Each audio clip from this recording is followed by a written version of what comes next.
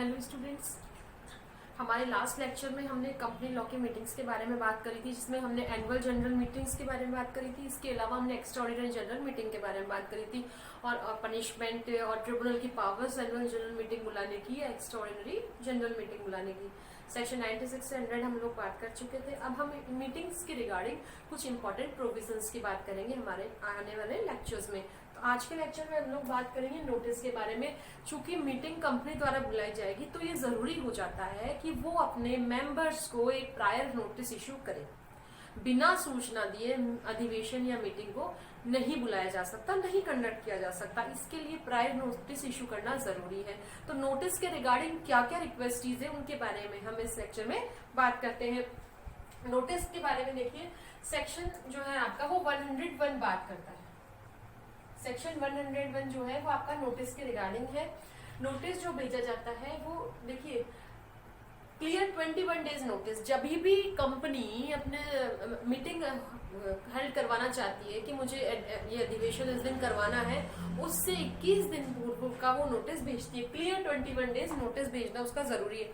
अब स्टूडेंट्स, बात ये है कि हमें क्लियर 21 डेज क्या होता है। तो क्लियर 21 डेज का मतलब है 21 डेज तो ये प्लस 4 डेज हम इसमें एक्स्ट्रा जोड़ते हैं बेटा, तो टोटल हो गए 25 डेज। तो हम ये कह सकते हैं कि क्लियर 21 डेज का मतलब हो गया 25 डेज।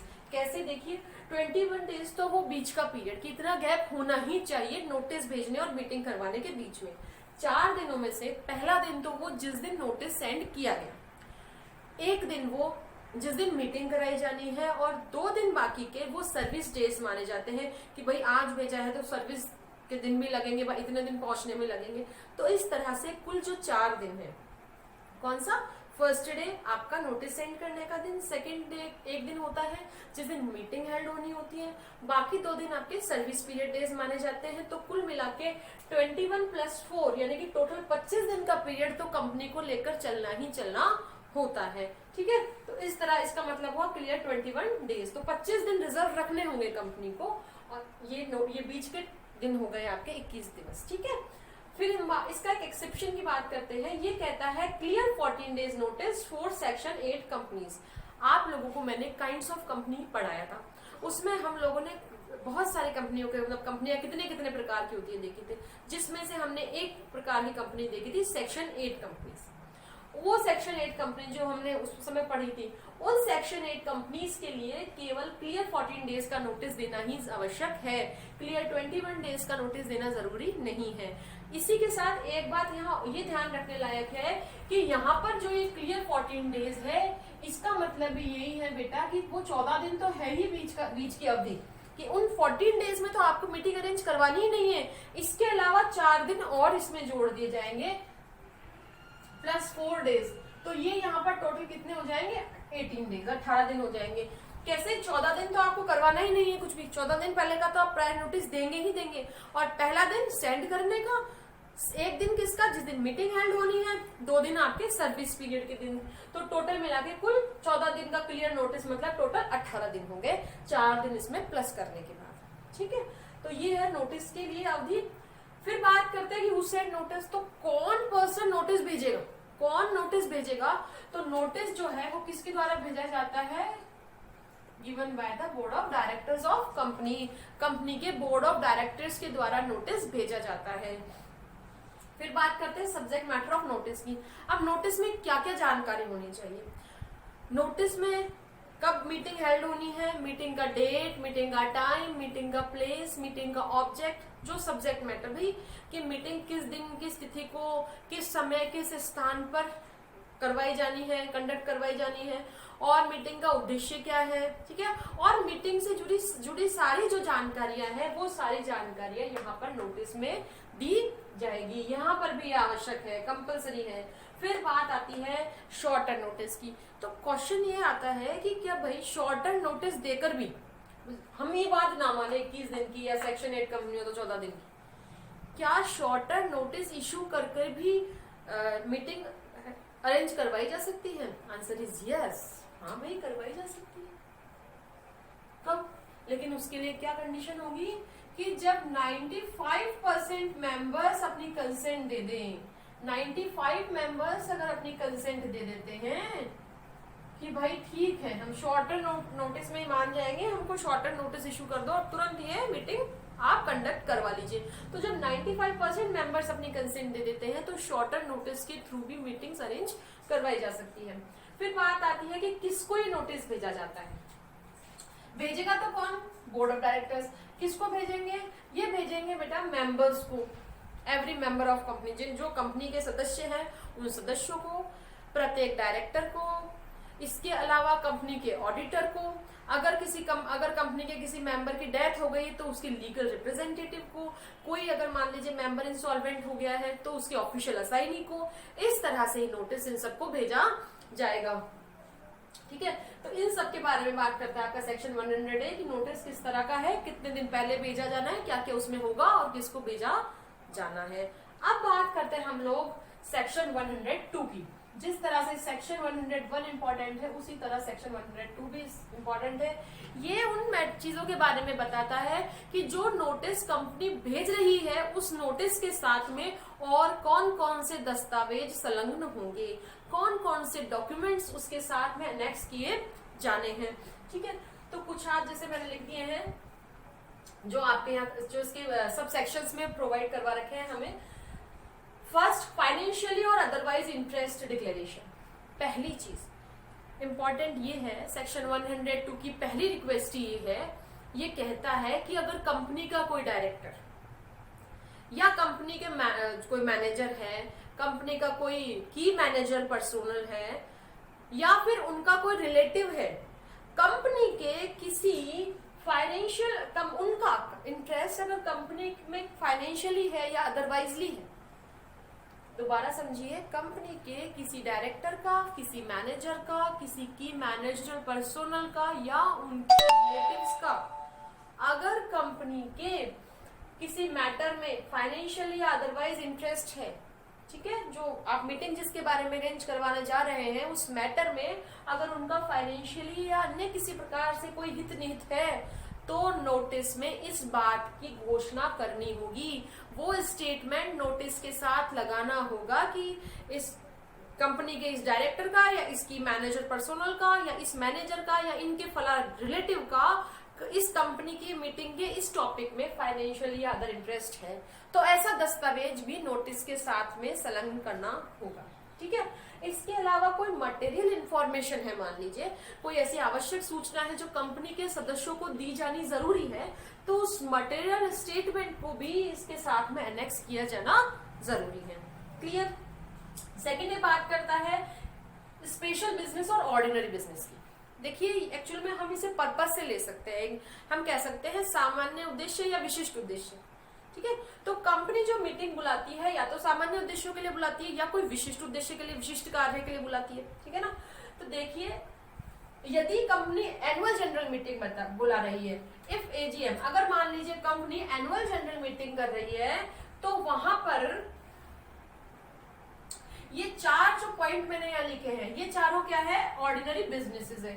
इन चारों पर्पस को लेकर अगर एनुअल जनरल मीटिंग बुलाई जाती है तो ये चारों पर्पस क्या कहलाएंगे, कंपनी के साधारण उद्देश्य कहलाएंगे, ऑर्डिनरी बिजनेस कहलाएंगे। ऑर्डिनरी बिजनेस में क्या शामिल होगा, कंपनी की लाइक जैसे फाइनेंशियल स्टेटमेंट पेश करना है मीटिंग में, ऑडिटर की रिपोर्ट पेश करनी है मीटिंग में, बोर्ड ऑफ डायरेक्टर्स की रिपोर्ट पेश करनी है, कंपनी की बैलेंस शीट को पेश करना है, एक्सेट्रा। जो भी कंपनी की फाइनेंशियली जो भी एक्टिविटी है उससे संबंधित अगर कोई प्रोविजन है, आपको स्टेटमेंट्स पेश करने हैं, तो वो किस में आ जाएगा, आपका ऑर्डिनरी बिजनेस में। मीटिंग कौन सी होगी, एनुअल जनरल मीटिंग।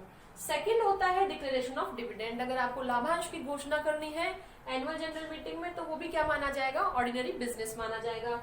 थर्ड होता है appointment of directors, place of retired directors. अगर मान लीजिए सेवानिवृत्त निदेशकों के स्थान पर अन्य निदेशकों का अपॉइंटमेंट आपको करना है तो वो कार्य भी क्या माना जाएगा, ऑर्डिनरी बिजनेस ऑफ कंपनी माना जाता है।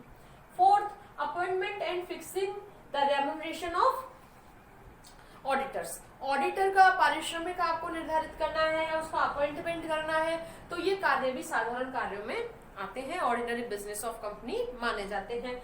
तो कहने का मतलब है इन चारों को, क्योंकि ये चारों तो किस में आ गए, ऑर्डिनरी बिजनेस ऑफ कंपनी में आ गए, इन चारों को छोड़कर बाकी जितने भी बिजनेस है, बाकी जितने भी कार्य होंगे वो कौन से होंगे, स्पेशल बिजनेस ऑफ कंपनी। यानी कि एनुअल जनरल मीटिंग में इन चारों को छोड़कर, ये चारों तो क्या है, साधारण बिजनेस है, इन चारों को छोड़कर जो अन्य बिजनेसेस होंगे, अन्य कार्य होंगे, वो क्या होंगे, स्पेशल बिजनेस ऑफ कंपनी माने जाएंगे। अब बात करते हैं एनुअल जनरल मीटिंग के अलावा अदर मीटिंग्स की, तो वहां पर जितने भी कार्य होंगे वो क्या होंगे, स्पेशल बिजनेस होंगे। ठीक है, जैसे हम एक्स्ट्राऑर्डिनरी जनरल मीटिंग की बात करें तो जो भी कार्य होगा वहां पर कैसा होगा, स्पेशल बिजनेस होगा। केवल और केवल एजीएम में ही ये 4 कार्य आपके ऑर्डिनरी बिजनेस में शामिल किए जाएंगे। क्लियर? तो यहाँ हमें अंतर समझ में आता है स्पेशल बिजनेस और ऑर्डिनरी बिजनेस का। फिर बात करते हैं हम लोग अबाउट द इंस्पेक्शन। अब सेकंड चीज हमको क्या उसमें नोटिस के साथ में और क्या दस्तावेज संलग्न करने हैं उनके बारे में। तो देखिए, about the inspection of documents which are referred, उन दस्तावेजों के बारे में जिनका की रेफरेंस दिया जा रहा है, उन दस्तावेजों को जिनको के बारे में कंपनी कह रही है कि लो ये दस्तावेज देख लो, कोई दस्तावेज बताती है कंपनी, किसी का जिस दस्तावेज का, जिस डॉक्यूमेंट का वो रेफरेंस देती है, उन डॉक्यूमेंट्स के बारे में कंपनी नोटिस में ये बात भी डालेगी कि जिन डॉक्यूमेंट्स का रेफरेंस दिया जा रहा है उनको कंपनी के जो मेंबर्स है वो कब, कहां, कैसे विजिट कर सकते हैं। ठीक है, कहने का मतलब है जिन डॉक्यूमेंट्स का रेफरेंस दिया जा रहा है कंपनी के द्वारा, उन डॉक्यूमेंट्स का इंस्पेक्शन करने के लिए कब, कौन सा समय है, कहाँ कोई मेंबर उनका इंस्पेक्शन कर सकता है, कैसे कर सकता है, उसके बारे में स्टेटमेंट बताना होगा। कहाँ पर, कंपनी को नोटिस के साथ में जानकारी देनी होगी। ठीक है ना। अब देखिए, नॉन डिस्क्लोजर और इनसफिशिएंट डिस्क्लोजर अंडर सबसेक्शन 1 की बात करते हैं हम लोग। ये बात करता है आपका कि भाई सबसेक्शन 1 कौन सा, हमारा ये जो कंपनी के स्पेशल बिजनेसेस से संबंधित था, जहां पर मैंने आपको जैसे सबसेक्शन 2 तो यहाँ पर चूंकि हमें डिफरेंस बता रहा था कि स्पेशल बिजनेस या ऑर्डिनरी बिजनेस कब क्या होता है, किसे कहेंगे। सबसेक्शन 1 जो हमें बता रहा था कि जब कंपनी स्पेशल बिजनेस के बारे में, आप चाहे तो यहाँ ब्रैकेट में लिख सकते हैं रिगार्डिंग स्पेशल बिजनेस, जब कंपनी अपने किसी स्पेशल बिजनेस के बारे में कोई मीटिंग अरेंज करने जा रही है इन द फ्यूचर, तो वहां पर जो इंटरेस्ट होगा किसी का, जो मैंने अभी आपको समझाया था, तो वो इंटरेस्ट आपको डिक्लेयर करना पड़ेगा, एक स्टेटमेंट लगाना पड़ेगा डिक्लेरेशन का। ठीक है ना। तो अगर मान लीजिए इस सबसेक्शन 1 का उल्लंघन किया जाता है, नॉन डिस्क्लोजर या फिर इनसफिशिएंट डिस्क्लोजर किया जाता है इस सबसेक्शन 1 का, इसके प्रोविजंस को फॉलो नहीं किया जाता या अधूरा फॉलो किया जाता है, तो उस समय क्या होगा कि जो पर्सन इस तरह से जिसको बेनिफिट हो रहा है, जो व्यक्ति, जिस व्यक्ति को, कंपनी के जिस व्यक्ति को, चाहे वो डायरेक्टर हो, मैनेजर हो, कोई भी व्यक्ति हो कंपनी का, जिसको कि सबसेक्शन 1 को फॉलो नहीं करने से या इसमें दिए गए जो प्रोविजंस है उनको, उनके नॉन डिस्क्लोजर या इनसफिशिएंट डिस्क्लोजर से जिसको बेनिफिट हो रहा है, उसको वो बेनिफिट कंपनी के ट्रस्टी की तरह धारण करना होगा। मतलब कंपनी की का रिप्रेजेंटेटिव माना जाएगा वो। मैंने अब वो जो बेनिफिट ले रहा है वो कंपनी का एज अ ट्रस्टी लेगा और वो बेनिफिट उसे सारा का सारा कंपनी को लौटाना होगा। इसके अलावा कंपनी को ये अधिकार भी है कि कंपनी ऐसे व्यक्ति के अगेंस्ट कोई भी एक्शन ले सकती है। समझ में आई बात? देखो फिर से, नॉन डिस्क्लोजर और इनसफिशिएंट डिस्क्लोजर किसके अंडर? सबसेक्शन 1। सबसेक्शन 1 बात कर रहा था हमारा रिगार्डिंग स्पेशल बिजनेस के रिगार्डिंग बात कर रहा था, और स्पेशल बिजनेस के दौरान हमको डिक्लेरेशन देना होगा स्टेटमेंट का, अगर किसी डायरेक्टर का, किसी की मैनेजर पर्सनल का या किसी मैनेजर का, उसके रिलेटिव का कोई इंटरेस्ट हो तो। ठीक है। अब देखिए यहाँ पर अगर आप इस सबसेक्शन 1 का उल्लंघन करते हैं तो उस समय जो पर्सन लाइबल है, जो इसका उल्लंघन कर रहा है, वो उस व्यक्ति को कंपनी का एज ए ट्रस्टी माना जाएगा और वो सारे फायदे जो उसने इस नॉन डिस्क्लोजर या इनसफिशिएंट डिस्क्लोजर से उठाए हैं, वो सारे बेनिफिट्स उसे कंपनी को रिटर्न करने होंगे। पहली बात। दूसरी बात, कंपनी जो है उसके अगेंस्ट एक्शन भी लेगी। ठीक है, तो ये दोनों चीजें हो गई। फिर बात आती है पनिशमेंट के बारे में, बात करता है ये कहता है कि अगर सेक्शन 102 जो प्रोविजंस हमने यहाँ से पढ़े कि नोटिस के साथ में आपको ये डॉक्यूमेंट्स अनेक्स्ट करने होंगे, अगर आप सेक्शन 102 का, कंपनी अगर सेक्शन 102 का उल्लंघन कर रही है उस दशा में कंपनी पर पेनल्टी भी लगाई जाएगी। जो भी लाइबल पर्सन्स है उन पर 50,000 रुपीज या फिर 5 गुना जो बेनिफिट उन्होंने उठाया है सेक्शन 102 का उल्लंघन करके, जो लाभ उन्होंने उठा लिया, जो बेनिफिट उन्होंने उठा लिया, उसका 5 गुना तक राशि उन दोनों में से जो भी ज्यादा हो, whichever is more, वो पनिशमेंट, वो पेनल्टी उस पर लगाई जाएगी जो भी लाइबल पर्सन या पर्सन्स कंपनी के होंगे जिन्होंने बेनिफिट प्राप्त किया है सेक्शन 102 का वायलेशन करके। क्लियर हो गई बात? तो आज की क्लास में हमने क्या पढ़ा? नोटिस के बारे में पढ़ा, statement to be annexed with notice के बारे में पढ़ा। ये थे दोनों प्रोविजंस नोटिस के रिगार्डिंग।